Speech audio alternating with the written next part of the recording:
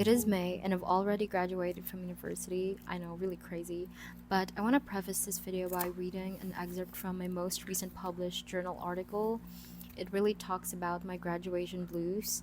And so often these days, I've been really trying to look for clear paths and try to see if I see myself in them for the rest of my life. But as of now, I can't seem to imagine myself doing something over and over again for the rest of my life. I can't imagine myself waking up to do something, sleep at night, then wake up the next day just to do it all over again. So while I was drafting this article, I really thought I needed to lay it all down and put it into words. So I wrote in here, perhaps I'm not meant to choose a path just yet. Perhaps the decision I make now will not define the entirety of my life, nor seal off all other possibilities. There is, I'm beginning to believe, sweetness in uncertainty, because it means I have a choice. It reminds me that I'm not bound to a single path. I don't need to commit to one course alone, not when the horizon still holds many. I've come to really love this passage that I visit this so often every time I feel like I'm falling behind again, and it gives me this sense of assurance that I'm not. I'm actually doing well, and I'm just being crazy to think that I'm running out of time at the age of 22. I'm so young, and there's just so many things to do. Though at first I found it odd that after everything I went through, after sitting with this anxiety for so long, my conclusion about everything is actually finding sweetness in uncertainty. And I think this is because I was also able to recognize the privilege that lies behind being uncertain, that sometimes we are uncertain because we are being presented with a lot of choices that are not bestowed upon everyone. And I know this because for the rest of the year, I have decided to just explore and take a break. And if I weren't this privileged, I would be obligated to immediately succumb to the hustle culture. I wouldn't even have the opportunity to stand at a crossroad and weigh out choices because there would be a built in path for me designed to move forward in life, and I wouldn't have any other choices but to follow that path. So I think it can be a blessing. It can be sweet to be uncertain because it means we have a choice. Enough of that. I also want to give you a reading update for East of Eden. Now that I have a lot of time in my hands, I'm basically just flying through this book. And while I'm reading this, I'm also using my reading journal a lot because this is my initial exposure to Steinbeck's writing. And at first, there were times that I was taken aback by his style, like the sudden shifts in tone or narration.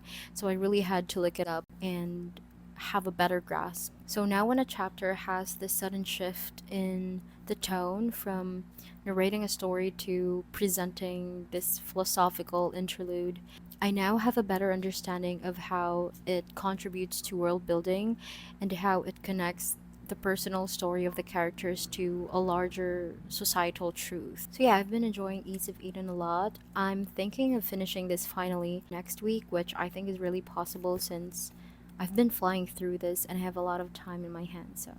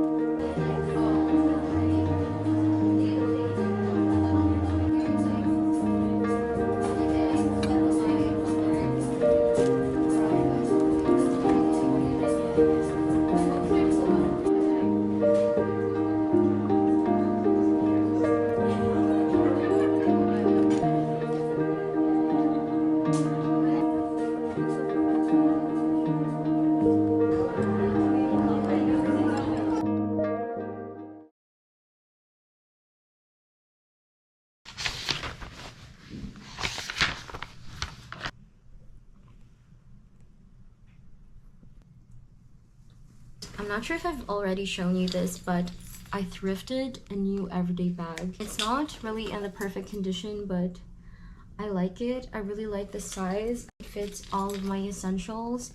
It fits my journals, my iPad, my books, so it's the perfect everyday bag.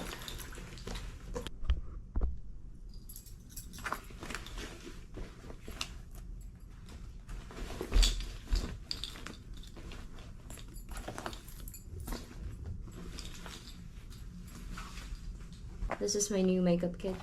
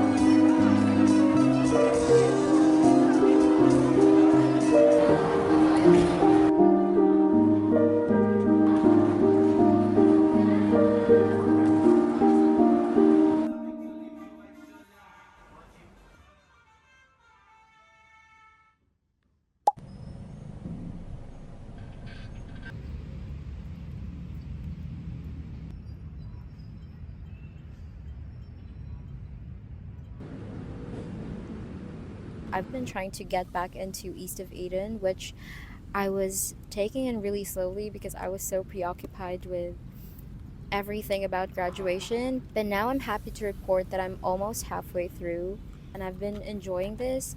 These are my notes so far, and I've actually been writing a lot in the margins while at the same time taking notes. So I'm really happy that I now have the time to get back into this.